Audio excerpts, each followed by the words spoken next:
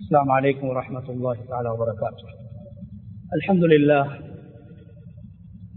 لله نحمده ونستعين به ونستغفره ونعوذ بالله من شرور أنفسنا ومن سيئات أعمالنا. من يهد الله فهو المهتد ومن يضلل فلن تجد له وليا مرشدا. أشهد أن لا إله إلا الله وحده لا شريك له وأشهد أن نبينا محمدا عبده ورسوله وصلوات الله وسلامه على سيدنا ونبينا محمد وعلى آله وأصحابه وأهل بيته ومن تبعهم بإحسان إلى يوم الدين. أما بعد، فأوصيكم عباد الله بتقوى الله جل وعلا، فقد قال الله تبارك وتعالى في كتابه العزيز: أعوذ بالله من الشيطان الرجيم، بسم الله الرحمن الرحيم. وجاء رجل من أقصى المدينة يسعى قال يا موسى إن الملأ يأتمرون بك ليقتلوك فاخرج إني لك من الناصحين. صدق الله العظيم. இந்த உலகை படைத்து இந்த உலகில் பல கோடி படைப்பினங்களை படைத்து பரிபாலித்துக் கொண்டிருக்கும் ரப்புல் ஆலமீன் அல்லாஹ்வுடைய புகழ் அனைத்தும் ஸலாத்தும் ஸலாமும் நமது இறுதி தூதர் முஹம்மது ஸல்லல்லாஹு அலைஹி வஸல்லம் அவர்கள் மீதிலும் அவர்களை பின்பற்றி வாழ்ந்த சஹாபாக்கள், தாபிஊன்கள், தபஉ தாபிஈன்கள், கியாமத்துடைய நாள் வரைக்கும் இந்த உலகத்தில் அல்லாஹ்வை ஏற்று வாழ்கின்ற அனைத்து முஃமின்கள் மீதும் உண்டாகட்டும். அன்பு இஸ்லாமிய சகோதரர்களே, அல்லாஹ்வின் நல்லடியார்களே, இந்த உலகத்தில் வாழும் போது எல்லா நிலைகளிலும் எல்லா சந்தர்ப்பங்களிலும் அல்லாஹ் ஒருவனை பயந்து தக்வா செய்து கொள்ளுமாறு முதலில் எனக்கும் அப்பால் உங்களுக்கும் வசியத் செய்து கொள்கிறேன். கண்ணியமான அல்லாஹ்வுடைய நல்லடியார்களே, அல்லாஹ் தஆலா ரப்புல் இஸ்ஸத் இந்த உலகத்தில் ஒரு மனிதன் செய்கின்ற காரியங்களில், ஒரு மனிதன் இந்த உலகத்திலே புரிகின்ற விடயங்களில் அல்லாஹ் மிகவும் விரும்பக்கூடிய ஒன்றுதான் இந்த உலகத்தில் வாழ்கின்ற ஒரு மனிதன் அல்லாஹ்வுக்கு நன்றி உள்ளவனாக அல்லாஹ்வுடைய நிஅமத்துகளை அனுபவிக்கக்கூடிய மனிதன், அல்லாஹ்வினால் கொடுக்கப்பட்ட வளங்களை பாக்கியங்களை அனுபவிக்கக்கூடிய மனிதன் அல்லாஹ்வுக்கு நன்றி உள்ளவனாக மாற வேண்டும் என்று அல்லாஹ் தஆலா விரும்புகிறான். கண்ணியமான அல்லாஹ்வுடைய நல்லடியார்களே, அல்லாஹ் தஆலா அல் குர்ஆனில் அல்லாஹ் படைத்த மனித இனம் அல்லாத, ஜின் இனம் அல்லாத அல்லாஹ் அவனுடைய சில படைப்பினங்களை, அவனால் படைக்கப்பட்ட சில உயிரினங்களை குர்ஆனில் அல்லாஹ் உயர்த்தி பேசியிருக்கிறான். பறவைகளில் சில பறவைகளை, ஏன் நாம் நஜீஸாக கருதுகின்ற நாய் இனத்தில் ஒரு நாயை கூட அல்லாஹ் குர்ஆனில் உயர்த்தி பேசியிருக்கிறான். நாம் அற்பமாக கருதுகின்ற பறவை இனத்தில் அற்பமாக கருதுகின்ற ஒரு பறவை, ஒரு காகம், காக இனத்தில் ஒரு காகத்தை அல்லாஹ் கண்ணியப்படுத்தி பேசியிருக்கிறான். கண்ணியமான சகோதரர்களே, இவ்வாறான மனிதன் அல்லாத சில உயிரினங்களை அல்லாஹ் குர்ஆனில் மனிதனிடத்தில் காணப்பட வேண்டிய தன்மை, ஒரு மனிதனிடத்தில் இருக்க வேண்டிய ஒரு பண்பு, மனிதன் அல்லாத ஆறாவது ஒரு அறிவு கொடுக்கப்படாத அல்லாஹ்வுடைய ஒரு படைப்பில் இருக்கும் போது அல்லாஹ் அந்த படைப்பை உயர்த்தி கியாமத்துடைய நாள் வரைக்கும் ஓதப்படுகின்ற குர்ஆனிய வார்த்தைகளில், குர்ஆனுடைய ஆயத்துக்களில் ஓதப்படக்கூடியதாக, அதனுடைய சிறப்புகள் பேசப்படக்கூடியதாக அல்லாஹ் தஆலா ஆக்கி வைத்திருக்கிறான். ஏன் மனிதனே நீ பாடம் படிக்க வேண்டும், ஆறாவது ஒரு அறிவை தந்து பகுத்தறிவை தந்து இந்த உலகத்தை உனக்காக நான் படைத்து இந்த உலகத்தை உனக்காக நான் இயக்கிக் கொண்டிருக்கும் போது உன்னிடத்தில் காணப்பட வேண்டிய ஒரு பண்பு, உன்னிடத்தில் இருக்க வேண்டிய ஒரு பண்பு நீ அல்லாத ஒரு படைப்பிடத்திலே இருக்கிறது என்பதை அல்லாஹ் உணர்த்துகிறான். அந்த அடிப்படையில் நிலையமான அல்லாஹ்வுடைய நல்லடியார்களே, குர்ஆனுடைய ஒரு சூறா இருக்கிறது. 11 ஆயத்துக்களை கொண்ட ஒரு சூறா. வெறுமனே 11 ஆயத்துக்கள். அந்த 11 ஆயத்துக்களில் அல்லாஹ் தஆலா அந்த ஆயத்துக்களுடைய ஆரம்ப 5 ஆயத்துக்களில் அல்லாஹ் படைத்த ஒரு படைப்பை அல்லாஹ் தொடர்ச்சியாக புகழ்ந்து பேசுகின்றான். அந்த படைப்புக்கு அல்லாஹ் கொடுத்த மனிதனிடத்தில் காணப்பட வேண்டிய, ஒரு மனிதனிடத்தில் இருக்க வேண்டிய சில பண்புகளை அல்லாஹ் படைத்த ஒரு மிருகத்துக்கு, ஒரு படைப்புக்கு அல்லாஹ் கொடுத்து அந்த படைப்பை, அந்த மிருகத்தை அல்லாஹ் குர்ஆனில் கண்ணியப்படுத்தி ஒரு சூறாவை இறக்கி அந்த சூறாவில் பெரும்பாலான பகுதிகளில், வசனங்களில் அந்த படைப்பை பற்றி, அந்த மிருகத்தை பற்றி பேசி அந்த சூறாவுக்கே அல்லாஹ் அந்த மிருகத்துடைய பெயரை வைத்திருக்கிறார். அதுதான் கண்ணியமானவர்களே சூரத்துல் ஆதியாத். அல் ஆதியாத் குதிரைகள், குதிரைகளை அல்லாஹ் குர்ஆனில் புகழ்ந்து பேசுகிறார். உலகத்திலே சில பேர்கள் குதிரைகளை அழகுக்காக வளர்ப்பார்கள், சில பேர்கள் பெருமைக்காக வளர்ப்பார்கள், சில பேர்கள் போட்டியில் ஈடுபடுத்துவதற்காக வளர்ப்பார்கள், சில பேர்கள் சூதுக்காக வளர்ப்பார்கள், சில பேர்கள் காசை சம்பாதித்துக் கொள்ள வேண்டும் என்பதற்காக வளர்ப்பார்கள், சில பேர்கள் பொழுதுபோக்குக்காக வளர்ப்பார்கள். ஆனால் குர்ஆனில் அல்லாஹ் இந்த குதிரை இனத்தில் ஒரு இனத்தை, ஒரு வகையை கண்ணியப்படுத்தி அந்த குதிரைகள் மீது சத்தியம் செய்து அல்லாஹ் தஆலா 3 மனிதனுடைய மோசமான பண்புகளை பேசுகின்றான். அற்பமான குதிரை தன்னுடைய எஜமானுக்கு நன்றி உள்ளதாக இருக்கிறது. தனக்கு உணவளிக்கக்கூடிய, தனக்கு தண்ணீரை புகட்டக்கூடிய, தன்னை பராமரிக்கக்கூடிய தன்னுடைய எஜமானுக்கு குதிரை நன்றி உள்ளதாக, விசுவாசமாக தன்னுடைய எஜமானோடு நடந்து கொள்கிறது. மனிதனே, இந்த உலகத்தில் நீ பிறப்பதற்கு முன்னால் இருந்து, தாயுடைய வயிற்றில் நீ குழந்தையாக சிசுவாக இருக்கக்கூடிய நேரத்தில் இருந்து என்னுடைய நியமத்துக்களை அனுபவிக்கக்கூடிய மனிதனை நீ நன்றி உள்ளவனாக இருக்க வேண்டும் என்ற பாடத்தை அல்லாஹ் சொல்கிறார். கண்ணியமான அல்லாஹ்வுடைய நல்லடியார்களே, மனிதனிடத்தில் காணப்பட வேண்டிய 1வது பண்பு தெரியுமா? தன்னை படைத்து பரிபாலித்துக் கொண்டிருக்கக்கூடிய, போஷிக்கக்கூடிய அல்லாஹ்வுக்கு நன்றி உள்ளவனாக ஒரு மனிதன் வாழ வேண்டும். 5 சிறப்பம்சங்களை அல்லாஹ் சொல்கிறார். குதிரையுடைய 5 சிறப்பம்சங்களை சொல்லிவிட்டு இந்த உலகத்திற்கு 3 செய்திகளை அல்லாஹ் சொல்கிறார். மனிதனை பற்றி உண்டான செய்தி.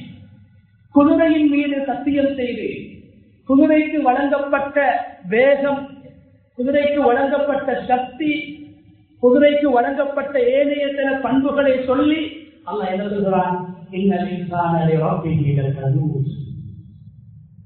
மனிதன் தன்னுடைய ரப்புக்கு, தன்னை படைத்தவனுக்கு, தன்னுடைய எஜமானுக்கு நன்றி கட்டவனாக இருக்கின்றான். ஏன் அல்லாஹ் சொல்கிறான்? தஃசீருடைய உலமாக்கள் அந்த கனூஸ் என்ற அந்த அரபு பதத்திற்கு விளக்கம் சொல்கிறார்கள். அவன் எப்போதுமே பஞ்சம் பாடக்கூடியவனாக, தன்னுடைய சோதனைகளை மாத்திரம் சொல்லக்கூடியவனாக, தனக்கு ஏற்படுகின்ற கெடுதிகளை மாத்திரம் சொல்லக்கூடியவனாக, தனக்கு ஏற்படுகின்ற நஷ்டங்களை மாத்திரம் சொல்லக்கூடியவனாக, தனக்கு ஏற்படுகின்ற சிரமங்களையும் கஷ்டங்களையும் மாத்திரம் எப்போதும் புலம்பக்கூடியவனாக மனிதன் இருக்கிறான். நான் செய்த நடவுகளையும் தான் மறந்து விடுவான். ஆனால் குதிரை இடத்தில் இந்த தன்மை கிடையாது. குதிரைக்கு முன்னால் மனிதன் நன்றி செலுத்துகின்ற விடயத்தில் அற்பமானவன் என்பதை குதிரையின் மீது சத்தியம் செய்து அல்லாஹ் சொல்கிறான். ஏன்?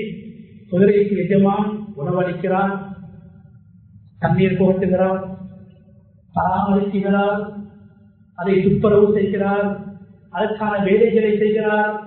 அந்த குதிரைக்கு தெரியும் என்னுடைய எஜமான் எனக்கு உணவு தருவது, எனக்கு சாப்பாடு தருவது, என்னை பராமரிப்பது எதுக்கு தெரியுமா?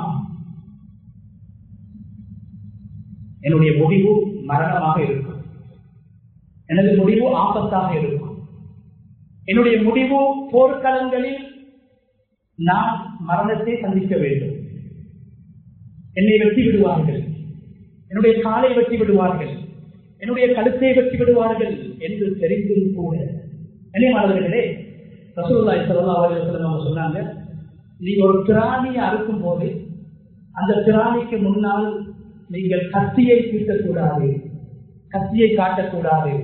ஒரு பிராணியை அறுக்கும் போது, ஒரு மாட்டை அறுக்கும் போது இன்னொரு மாட்டுக்கு முன்னால் அந்த மாட்டை அறுக்கக்கூடாது. ஏன் சொன்னார்கள்? ஒரு மாடு உணர்கிறது, அந்த மாட்டை போன்று என்னையும் மறுத்து விடுவார்கள், அந்த ஆட்டை போன்று என்னையும் மறுத்து விடுவார்கள். மாட்டுக்கும் ஆட்டுக்கும் உயிருடைய பயம் இருக்கிறது. ஆனால் குதிரை அதுவும் ஆட்டை மாட்டை போன்ற ஒரு படைப்பு தான். பயம் இருக்கிறது, உயிர் போய்விடும் என்ற அச்சம் இருக்கிறது. ஆனால் என்னுடைய எஜமானுக்கு நான் விசுவாசமாக நடக்க வேண்டும். எஜமானின் உணவை சாப்பிட்டிருக்கிறேன், எஜமானின் தண்ணீரை குடித்திருக்கின்றேன், எஜமானின் பராமரிப்பில் அவன் கட்டித்தந்த கூட்டிலே வாழ்ந்திருக்கிறேன் என்ற நன்றி கடனுக்காக வேண்டி ஒரு போர்க்களத்தில் ஒரு போராடி உயிரை கொடுப்பதற்கு முன்னால் குதிரை உயிரை கொடுக்கிறது. எஜமான் மீது வைத்திருக்கக்கூடிய அன்பு, எஜமான் மீது வைத்திருக்கின்ற விசுவாசம், எஜமானுக்கு செலுத்த வேண்டிய நன்றி கடனை நான் செலுத்த வேண்டும் என்று குதிரை புரிந்து நடக்கிறது. ஆனால் மனிதன் புரிகிறது. எனது மூச்சு, எனது தண்ணீர், என்னுடைய ரிஸ்க், என்னுடைய உணவு, என்னுடைய ஆரோக்கியம், நான் கொடுத்த சக்தியை வைத்து மனிதன் நன்றி கட்டவனாக இருக்கின்றான். எப்போதும் சர்றுகளை மாத்திரம், சோதனைகளை மாத்திரம் ஞாபகம் செய்து கொண்டிருக்கிறான். நான் கொடுத்த பாக்கியங்களை, நான் சொரிந்த அருட்கொடைகளை மறந்து வாழ்கிறான் என்ற முதலாவது செய்தியை அல்லாஹ் சொல்கிறான். இரண்டாவது, அல்லாஹ் சொல்றான், மனிதன் வாயால் சொல்கிற போது சொல்வான், நான் அல்லாஹ்வுக்கு நன்றி செலுத்துகிறேன், நான் அல்லாஹ்வுக்கு விசுவாசமாகத்தான் வாழ்கிறோம், அல்லாஹ்வுக்கு நன்றி உள்ளவர்களாகத்தான் வாழ்கிறோம் என்று வாயினால் சொல்கிறான். அல்லாஹ் சொல்கிறான், இல்லை, ஆனால் அவருடைய செயல், மனிதனுடைய செயல், மனிதனுடைய பண்பு, மனிதனுடைய தோற்றம் அவன் நன்றி கெட்டவன் என்பதற்கு சாட்சியாக அமைகிறது. என்ன சொல்கிறேன் சகோதரர்களே? நன்றி என்பது வெறுமனே வாயினால் அல்ஹம்துலில்லாஹ் என்று சொல்வதல்ல. நன்றி என்பது வெறுமனே உள்ளத்தால் அல்லாஹ் எனக்கு தந்திருக்கிறான் என்று ஏற்றுக்கொள்வதல்ல. குர்ஆன் சொல்லுகின்ற நன்றி என்ன தெரியுமா? ஒரு மனிதன் அவனுக்கு வழங்கப்பட்ட வளங்கள், அவனுக்கு கொடுக்கப்பட்ட பாக்கியங்களில் ஒரு பகுதியை அவன் அல்லாஹ்வுக்காக வேண்டி பயன்படுத்த வேண்டும். அறிவு கொடுக்கப்பட்டிருக்கிறதா? அறிவின் மூலம் நன்றி உள்ளவனாக நீ மாற வேண்டுமா? அந்த அறிவுக்கு நன்றி செலுத்தக்கூடியவனாக நீ மாற வேண்டுமா? உன்னுடைய அறிவில் ஒரு பகுதி மார்க்கத்துக்கு செலவழிக்கப்பட வேண்டும், தீனுக்காக பயன்படுத்தப்பட வேண்டும். செல்வம் கொடுக்கப்பட்டிருக்கிறதா? அந்த செல்வத்துடைய ஒரு பகுதி அல்லாஹ்வுக்காக வேண்டி செலவழிக்கப்பட வேண்டும், அல்லாஹ்வுடைய மார்க்கத்துக்காக செலவழிக்கப்பட வேண்டும், தீனுக்காக செலவழிக்கப்பட வேண்டும். உடம்பில் ஆரோக்கியம், சக்தி வழங்கப்பட்டிருக்கிறதா? அந்த உடம்புடைய ஆரோக்கியத்தின் மூலம், சக்தியின் மூலம் ஒரு பகுதியால் அல்லாஹ்வை திருப்திப்படுத்த வேண்டும், அல்லாஹ்வுடைய மார்க்கத்துக்கு உடலால் உழைக்க வேண்டும், ஆரோக்கியத்தால் உழைக்க வேண்டும், சக்தியால் உழைக்க வேண்டும். இதுதான் உண்மையான நன்றி. கண்ணியமானவர்களே, அடுத்ததாக அல்லாஹ் என்ன சொல்றான்?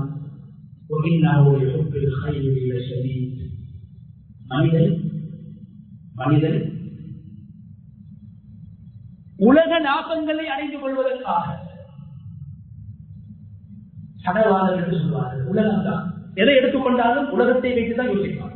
இதன் மூலமாக எப்படி காசை சம்பாதிப்பது, என்னுடைய அறிவின் மூலமாக, என்னுடைய ஆற்றலின் மூலமாக, எனக்கு அல்லாஹ் வழங்கிய வளங்களின் மூலமாக, அல்லாஹ் எனக்கு கொடுத்த சொத்து செல்வங்களின் மூலமாக, அல்லாஹ் எனக்கு தந்திருக்கக்கூடிய பாக்கியங்களின் மூலமாக எப்படி உலகத்தை நான் அடைந்து கொள்வது?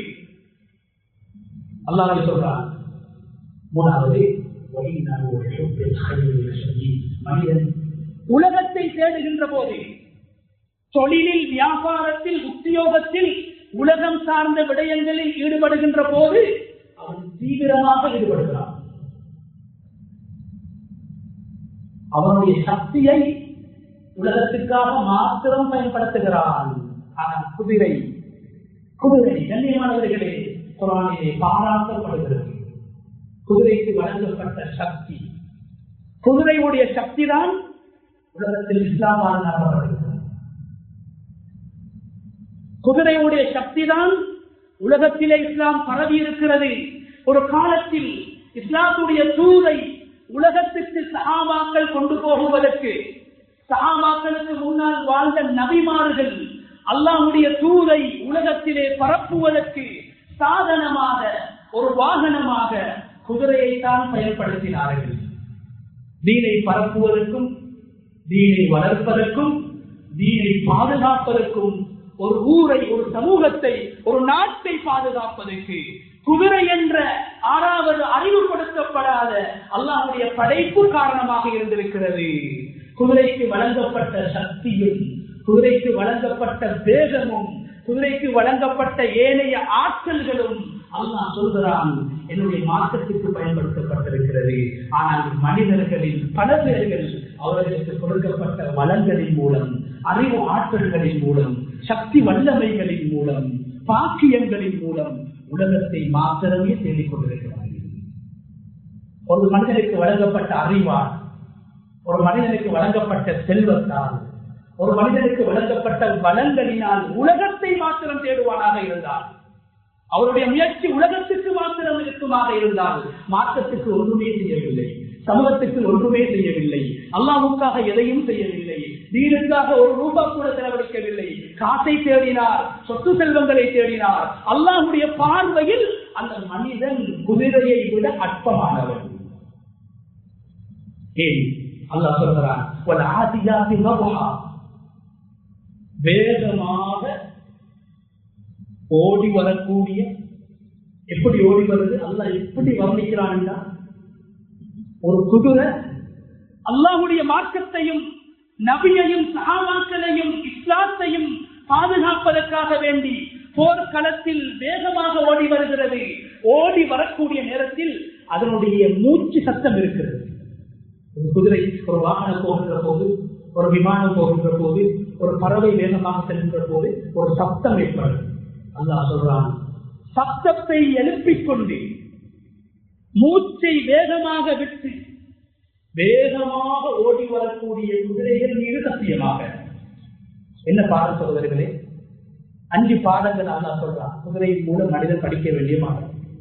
முதலாவது பாடம் என்ன சொன்னேன்? அந்த சூறாவுடைய சுருக்கம், மனிதன் உலகத்தில் குதிரைக்கு வழங்கப்படாத வளங்களையும், நியமத்துக்களையும், பாக்கியங்களையும் மனிதன் அனுபவித்துக் கொண்டிருக்கிறான். அவைகளை அல்லாஹ்வுடைய மார்க்கத்துக்காக, தீனுக்காக, அல்லாஹ்வுக்காக பயன்படுத்த வேண்டும். அதுதான் அதற்கான நன்றி கடன், அதுதான் அதற்கான சுகம். 2வது பாடம் என்ன கண்ணியமானது? மனிதன், ஒரு முஸ்லிம், ஒரு முஸ்லிம் மார்க்க விடயங்களில், தீன் சார்ந்த விடயங்களில், அல்லாஹ்வுடைய மார்க்கத்தை பரப்புகின்ற, பாதுகாக்குகின்ற, செயல்படுத்துகின்ற தீன் சார்ந்த விடயங்களில் ஒரு மனிதன் தீவிரமாக செயல்பட வேண்டும், வேகமாக செயல்பட வேண்டும், அவசரமாக செயல்பட வேண்டும், நல்ல விடயங்களுக்கு முந்த வேண்டும். நல்ல விடயங்களை நீங்க முந்தி செய்து கொள்ளுங்கள். சுவர்க்கவாதிகளில் முகர்ரபூன் என்ற அல்லாஹுக்கு மிக நெருக்கமாக, அல்லாஹுடைய அரசுக்கு மிக நெருக்கமாக நபி அவர்களுடைய சபையில் சுவர்க்கத்தில் அமரக்கூடிய ஒரு கூட்டத்தை குர்ஆனிலே அல்லாஹ் பேசுகிறான். அவர்கள் யார்? அஸ்ஸாபிகூன். நல்ல விடயங்களை இப்போது மாட்டாங்க.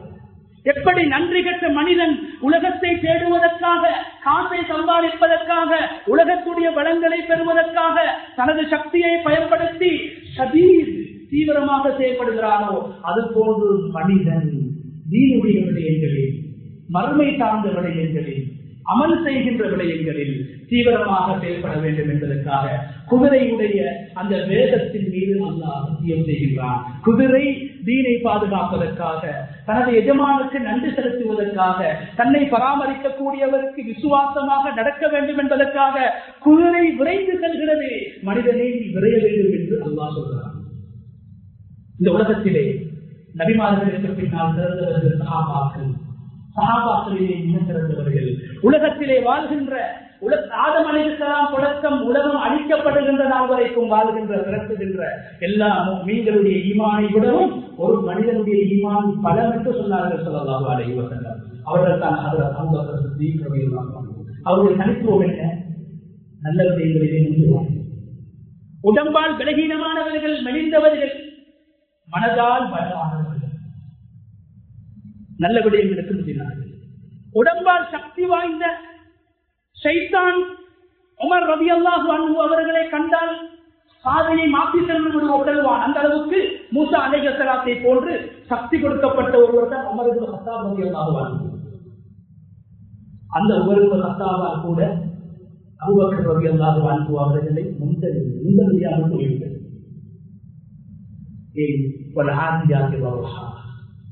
அற்பமான ஒரு படைப்பு தீனுடைய விடயத்திலே முந்துகிறது, வேகமாக செயல்படுகிறது, அவசரமாக செயல்படுகிறது, தீவிரமாக செயல்படுகிறது. ஈமானின் உச்சி அடைந்த அபூபக்கர் ரலியல்லாஹு அன்ஹு அவர்களுடைய தனித்துவம் அந்த குதிரையுடைய முதலாவது தன்மை.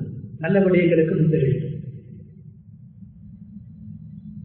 ஜக்கரியா அலைஹிஸ்ஸலாம் பல வருட காலங்களாக 80 தாண்டுகிறார்கள். அவர்களிடத்தில் அல்லாஹ் அவர்களுக்கு குழந்தை பாக்கியத்தை கொடுக்கவில்லை.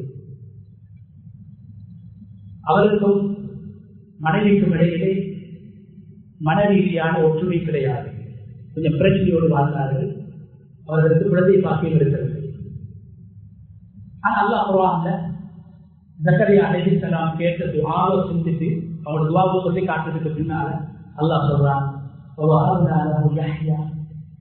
80 வருடங்களுக்கு பின்னால் அவர்களுக்கு நாம் யஹ்யா என்ற குழந்தையை கொடுத்தோம். அவருடைய மனைவியை நாங்கள் சீராக ஆக்கினோம். என்ன சீர்? உலமாக்கள் 2 விளக்கம் சொல்றாங்க. ஒன்று, அவருக்கும் அவருடைய மனைவிக்கும் இடையிலே கொஞ்சம் முரண்பாடு இருந்தது, பிரச்சனைகள் இருந்தது. அந்த பிரச்சனைகளை நாங்கள் தீர்த்து கொடுத்தோம். இரண்டாவது விளக்கம் என்ன? அந்த மனைவி மலட்டுத்தன்மை உள்ள ஒரு தாயாக இருந்தார்கள். அந்த மலட்டுத்தன்மையை நாங்கள் போக்கினோம். குழந்தை பாக்கியத்தை கொடுத்தோம், மலட்டுத்தன்மையை போக்கினோம், குடும்ப பிரச்சனையை நாங்கள் தீர்த்து வைத்தோம். சொல்லிவிட்டு அல்ல சொல்றான், குதிரையை போல இருந்தார்கள். இன்னமும் காரணம்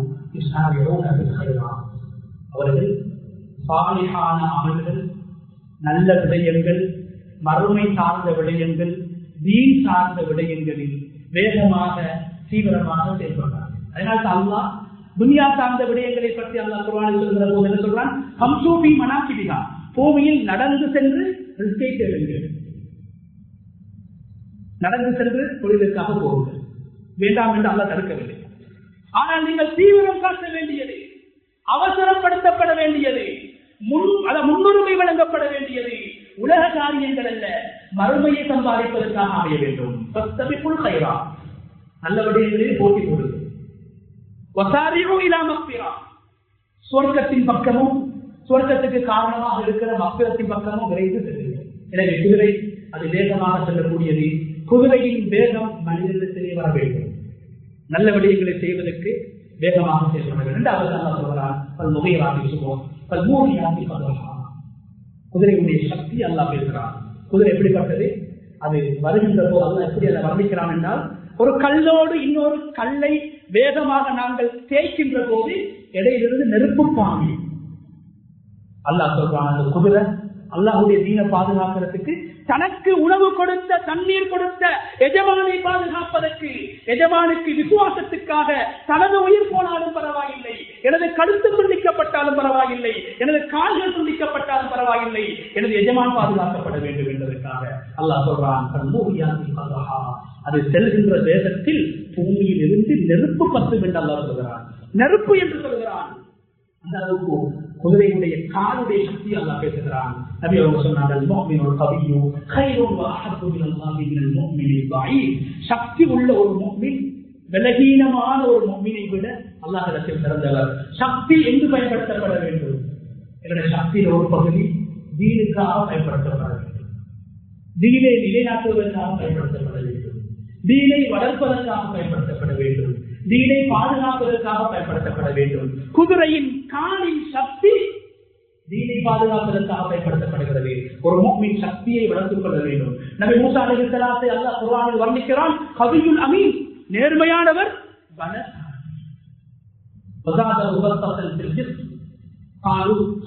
என்று சொல்லக்கூடிய ஒரு மன்னரை பற்றி, ஒரு போராளியை பற்றி குர்ஆன் சொல்கிறது, உடம்பில் சக்தியை கொடுக்கும். ஆரோக்கியத்தை நாங்கள் பாதுகாத்துக் கொள்ள வேண்டும், ஆரோக்கியத்தை பேண வேண்டும். அதனால் இஸ்லாம் போதை வஸ்துக்களை ஹராமாக இருக்கிறது.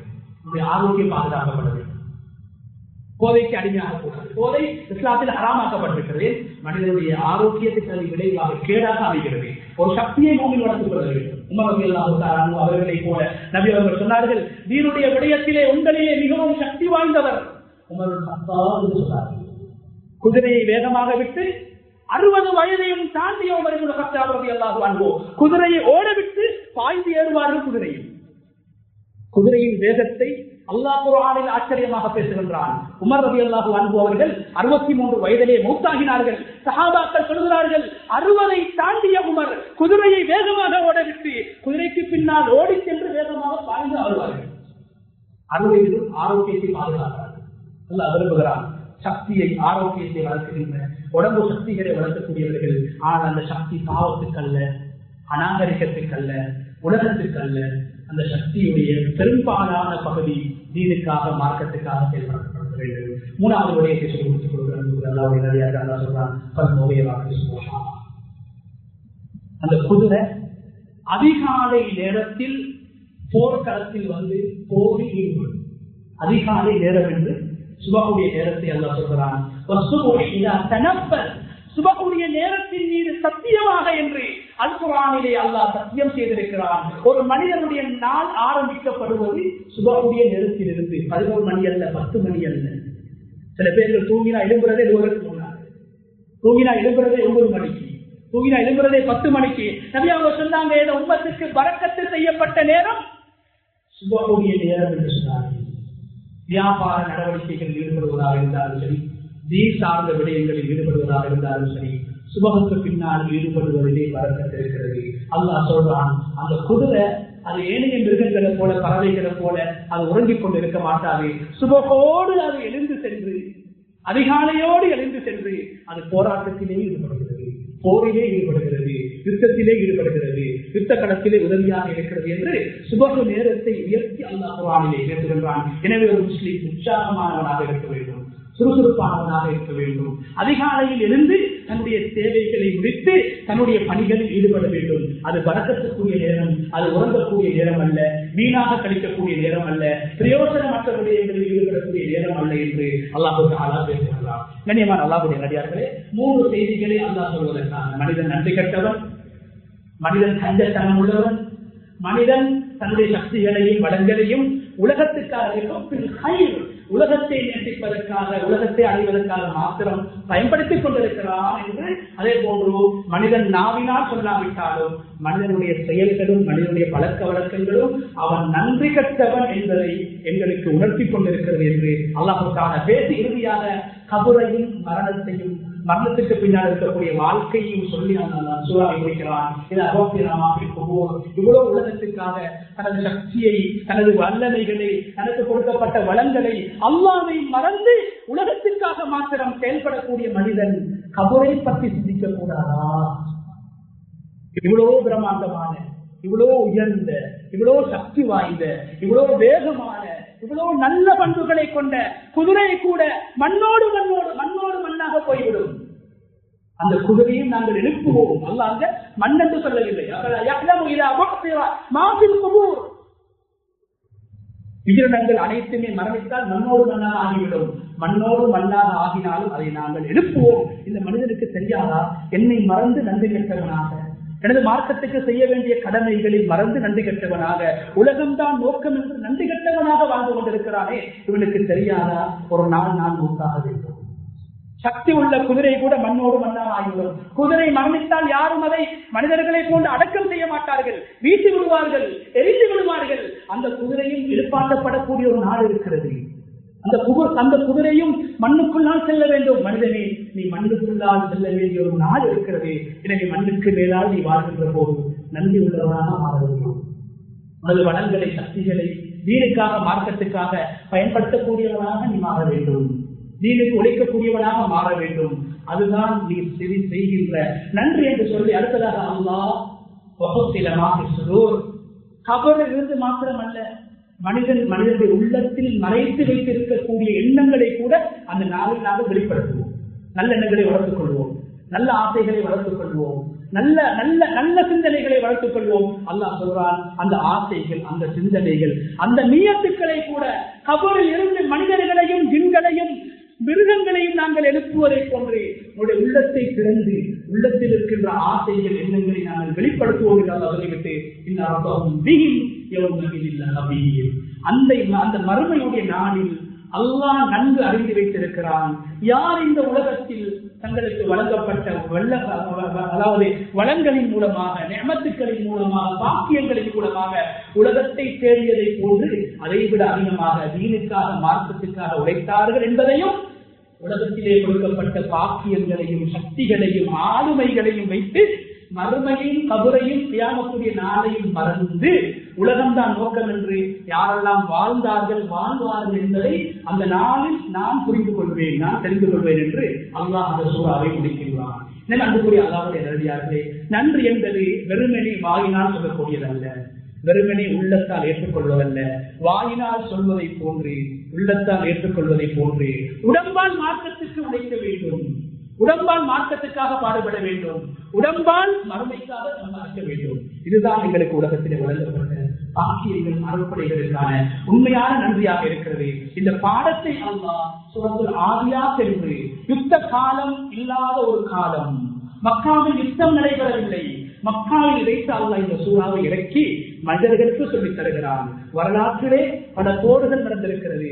அந்த போர்களில் எனது மார்க்கத்தையும் எனது தூளையும் உலகத்திலே வளர்ப்பதற்கு, என்னுடைய வீணை வளர்ப்பதற்கு மனிதர்கள் அல்ல, மனிதர்களை போன்ற தன்மைகள் உள்ள ஒரு அற்பமான ஒரு திராணி, ஒரு குதிரை செய்யப்பட்டிருக்கிறது. இந்த குதிரையை பார்த்து மனிதன் நன்றி உள்ளவனாக, சக்தி உள்ளவனாக, காலையில் அதாவது சோம்பல் தனம் இல்லாமல் உற்சாகமாக செயல்படக்கூடியவனாக, அதிகாலையில் தனது காரியங்களை செய்யக்கூடிய பழக்கம் உள்ளவனாக மாற வேண்டும் என்பதற்காக மக்காவில் வைத்து முழுமையாக இந்த சூறாவை இறக்கி நபி அவர்களுக்கும் சஹாபாக்களுக்கும் போன்றவர்களுக்கும் அல்லாஹ் தஆலா படிப்பினைக்காக இந்த சூறாவை இறக்கி வைத்திருக்கிறான். வல்லநாயன் அல்லாஹ் தஆலா இப்படியான ஆயத்துக்களை வெறுமனே ஓதிவிட்டு போய்விடாமல், வெறுமனே கேட்டுவிட்டு போய்விடாமல் என்ன சொல்லப்படுகிறது என்பதை புரிந்து அப்படியான அல்லாஹுடைய உதாரணங்களின் மூலமாக, அல்லாஹ் சொல்லக்கூடிய இப்படியான படிப்பினங்களின் மூலமாக பாடங்களை பெற்று, ஈமானிய பாடத்தை பெற்று அல்லாஹ்வுக்கு உண்மையாக நன்றி செலுத்தக்கூடியவர்களாக நம் அனைவரையும் அல்லாஹ் தஆலா ஆக்கிடுவானாக.